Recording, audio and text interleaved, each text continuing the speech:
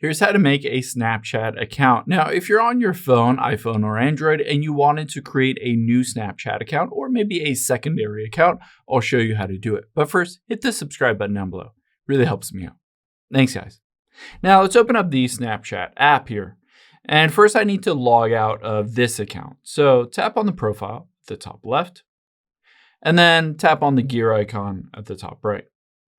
From here, all I need to do is scroll down to the bottom and I'm going to choose log out. So tap on log out here and log out.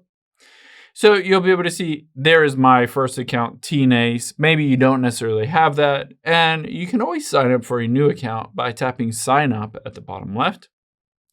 And now it says create an account. So I'm going to type in my name, so Trevor, and hit continue. Now, birthday, I can choose whatever I want here. So let's just say I choose a birthday and hit continue.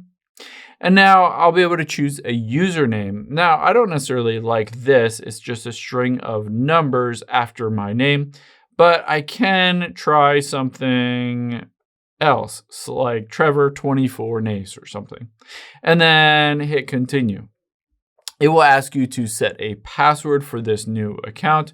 So I can just enter in some random password and hit continue.